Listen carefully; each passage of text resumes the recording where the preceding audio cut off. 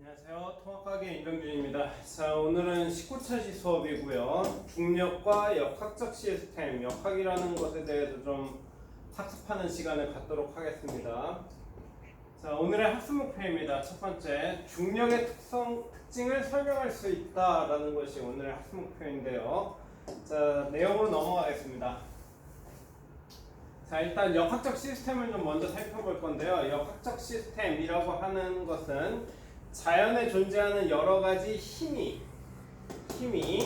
물체들 사이에서 상호작용하면서 전체적으로 일정한 질서를 유지하는 운동체계를 역학적 시스템이라고 부릅니다.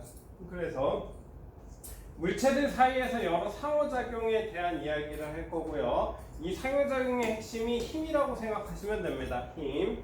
그리고 이 힘 중에서 오늘 중요하게 다룰 힘으로서 중력이라는 힘에 대해서 알아보자 라는 얘기입니다. 자, 그러면 여러 가지 힘인데요. 일단 힘이라고 하는 것에 대해서 좀 살펴보겠습니다. 힘이 정확하게 무엇이냐라고 이야기하기 좀 애매하긴 하지만 힘이라고 하는 것은 물체에 작용하여 모양을 변화시키거나 운동 상태를 변화시키는 원인이라고 부릅니다. 그래서 힘을 줬을 때 물체에는 두 가지 변화가 나타난다라고 생각하시면 됩니다. 모양이 변할 수도 있고 운동 상태가 변할 수도 있고, 이 운동 상태가 변한다와 관련돼서 중학교 때 배웠던 내용 중에 하나가 바로 이 얘기입니다. F는 ma, 이 얘기. 자, 그러면 다음 내용입니다. 자, 이 힘 중에서 특별한 힘들이 있는데요. 첫 번째는 전기력입니다. 전기력은 서로 다른 전하 사이에 전하라는 녀석인데요. 전기적인 어떤 성질을 나타낸다라고 보시면 됩니다. 그래서 이 전하라고 하는 녀석은 플러스, 마이너스, 그리고 중성 상태, 이렇게 세 가지로 나뉘고요. 이런 전하들 사이에 작용하는 힘으로 같은 종류의 전하 사이에는 같은 종류의 전하라고 하면 플러스와 플러스 또는 마이너스와 마이너스 이렇게 되겠죠. 청력이 작용하고 다른 종류는 플러스 마이너스일 겁니다. 플러스와 마이너스 사이에는 인력이 작용한다라는 내용입니다. 자, 그리고 다음 힘인데요. 자기력입니다. 자기력은 자석 또는 자성. 우리 자성은 앞에서 신소재와 관련된 이야기를 하면서 뭐 강자성이니 반자성이니 상자성이니 이런 얘기들을 했는데요. 자석 또는 자성을 띤 물체 사이에 작용하는 힘으로 자석의 같은 극끼리, 자석에는 극이 두 개 있었습니다. 자석은 N극과 S극으로 이루어져 있고요. 그래서 같은 극이면 N극과 N극, 그리고 S극과 S극인데요. 같은 극끼리에는 역시 청력, 그리고 다른 종류의 극 사이에는 인력이 작용한다라고 되어 있습니다. 그래서 우리 앞에서 전기력 이야기했었죠?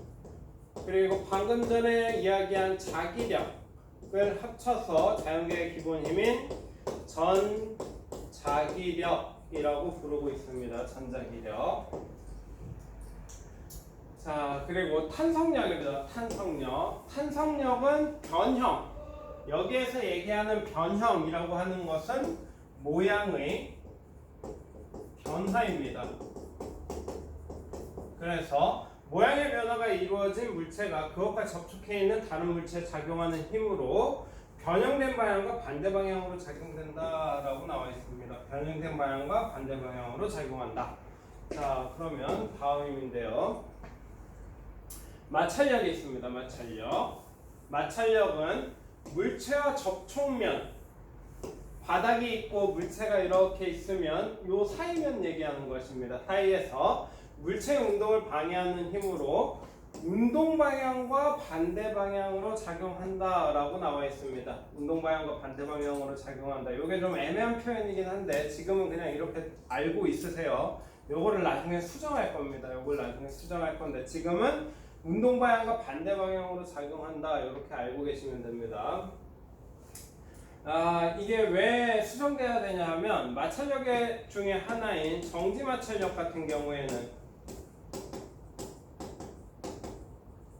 정지 마찰력은 정지 상태를 유지하기 때문에 운동하지 않습니다. 그래서 이거를 나중에 수정하게 될 겁니다. 이 이유 때문에.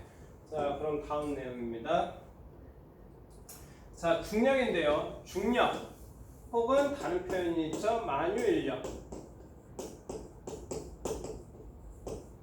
만유인력. 자, 질량을 가지고 있는 모든 물체 사이에서 작용하는 힘인데요. 얘는 인력, 당기는 힘만 존재합니다. 그래서 여기 나와 있죠.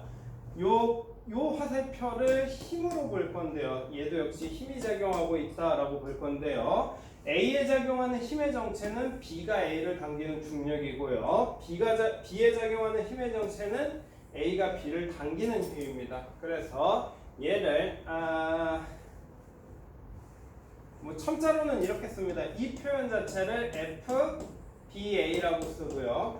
B가 A를 당기는 힘, 그리고 이 힘은 A가 B를 당기는 힘이라고 쓰는데요. 둘 사이에는 크기가 같고 방향이 반대인 관계. 우리 중학교 때 배웠던 작용반작용이라는 관계에 있다라고 보시면 됩니다. 자, 보면 중력의 크기는 두 물체의 질량 곱에 비례하고 두 물체 사이의 거리 제곱에 반비례한다라고 되어 있는데요. 요거를 우리말로 외우는 것도 굉장히 좋지만 이 내용을 수식으로 좀 표현하겠습니다. 그래서 우리 중력이라고 불리우는 힘은요. 중력이라고 불리우는 힘은 일단 상수가 하나 들어갑니다. 상수, 만유인력 상수라고 불리우는 혹은 중력 상수라고 부르셔도 되고요. 그래서 중력 상수가 하나 들어가고 그리고 거리 제곱에 반비례합니다. 거리 제곱이 아래에 있고요. 그리고 질량의 곱에 비례하는 형태로 나타납니다. 그래서 질량 곱이 위쪽에 있는 형태.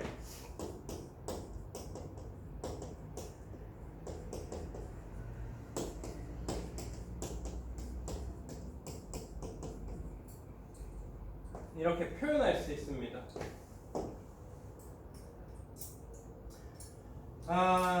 중력의 중요한 특징인데요. 전기력과 자기력 합쳐서 전자기력이라고 불렀었죠. 전자기력에는 밀어내는 힘, 청력이 존재했었습니다. 같은 극끼리 혹은 같은 부호끼리는 청력, 밀어냈었는데요. 중력은 현재까지는 인력만 작용한다라고 알고 있습니다. 인력만 작용한다. 만약 청력이 작용하려면 조건이 필요한데요. 마이너스 질량을 가진 물체가 있으면 됩니다. 이런 물체들이요. 킬로그램, 마이너스 1kg. 우리 주변에 이런 물체 없죠? 다 항상 양수로 나타나기 때문에 이런 물체가 존재한다면 우리 주변에 있는 물체랑은 서로 반대되는 방향, 밀어내는 방향으로 중력이 작용할 텐데 아쉽게도 이런 물체 우리가 볼 수 없기 때문에 중력은 인력만 작용합니다. 인력만. 자, 지구의 중력인데요. 지구의 중력입니다. 지구의 중력. 지구의 중력이라고 표현하면 지구와 물체 사이에 작용하는 중력을 뜻하는 거고요. 우리 원래 중력이라고 하는 표현은 이렇게 쓸 건데요. 이렇게 쓸 건데 문제는 물체와 지구 사이에 떨어진 거리가 지구 반지름 대략 6,400km에 해당합니다. 6,400km에 해당하고요. 그리고 물체 하나의 질량이 지구의 질량으로 결정이 될 겁니다. 불행히도 지구의 질량은 못 외우겠네요. 커서. 자, 그렇게 되면 만유인력 상수와 지구 반지름 그리고 지구의 질량까지를 엮어서 하나의 상수처럼 계산해 버릴 수 있을 겁니다. 그렇게 되면 이 표현을 mg, 우리가 중학교 때 배웠던 중력의 표현이었죠. 이 표현으로 바꿀 수 있다라는 겁니다. 그렇죠? 자, 그래서 지구가 물체에 작용하는 중력은 지구 중심 방향이고 지표면으로부터 높이 올라갈수록 작아진다라고 되어 있습니다. 여기에서의 높이는 꽤 높아야 됩니다. 꽤. 여기에서 꽤라고 하는 표현은 지구 반지름에 비추어서 꽤 높아야 된다라는 겁니다. 그래서 최소한 뭐 400km, 600km 이 정도는 올라가야 한 10% 정도는 차이를 내야 그제서야 영향을 미치지. 뭐 우리 높이 올라간다라고 생각하면 여러분이 생각하기에 한 60층 정도면 높은 건물이죠. 60층 정도. 60층 정도면 건물 층간 간격을 4m씩 잡아도 한 240m 될 겁니다. 하지만 240m 정도로는 지구 중력을 유의미하게 변화시킬 정도로 크게 차이를 내지 못해요. 지표면에서 가장 높은 높이라고 해봐야 에베레스트 산일 겁니다. 8km 정도, 8km. 그래서 여기 하나 바뀌는 거죠. 그래서 엄청 작은 숫자입니다. 그래서 인간이 생각하기에 높이 올라갈수록 이라는 표현은 조금 지양해야 됩니다. 우리가 생각하기에 10층도 높다, 60층도 높다 이렇게 생각할지 모르겠지만 여기에서 높이 올라갈수록 최소한 수백 킬로미터 정도는 올라가야 된다라고 생각하시면 됩니다. 그래야 큰 영향을 미칠 수 있습니다. 자, 질량인데요. 질량은 사실 힘이 아닙니다. 힘이 아니고 무게가 힘이고요. 질량은 물체의 고유한 양으로 장소에 따라 변하지 않으며 단위는 킬로그램을 사용한다라고 되어 있습니다. 이 질량을 구하는 방식이 두 가지가 있는데요. 2학년이 되면 저 두 가지에 대한 이야기를 들을 수 있을 겁니다.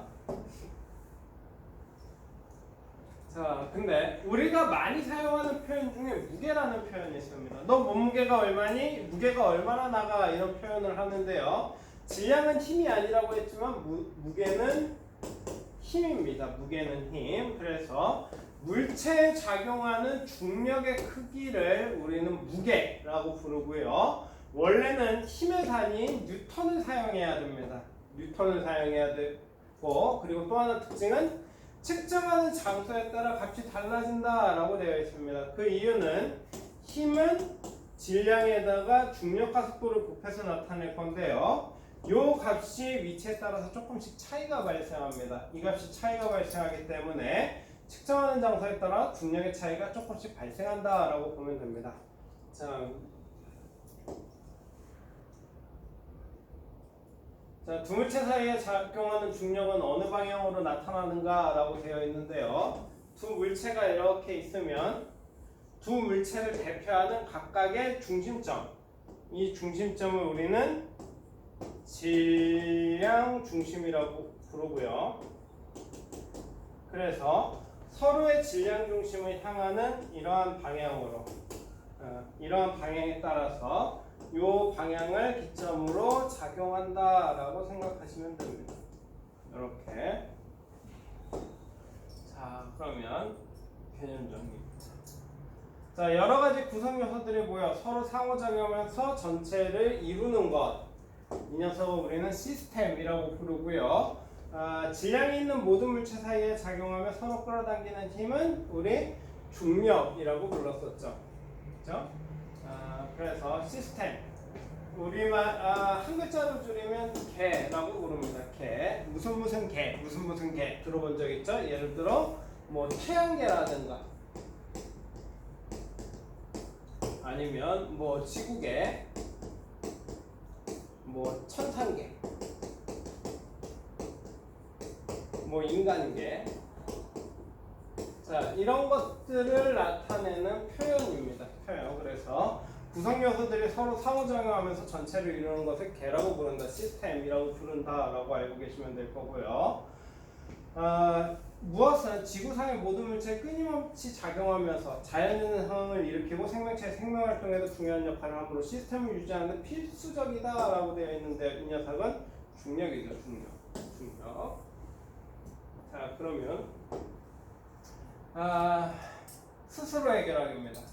일상생활에서 중력 때문에 불편한 경우, 우리 불편한 경우 굉장히 많죠. 중력이 작용하고 있기 때문에 우리가 못하는 것들이 꽤 있습니다.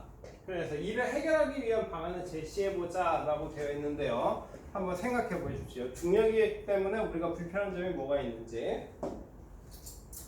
자, 그래서 오늘 19차시 수업은 여기서 끝이고요.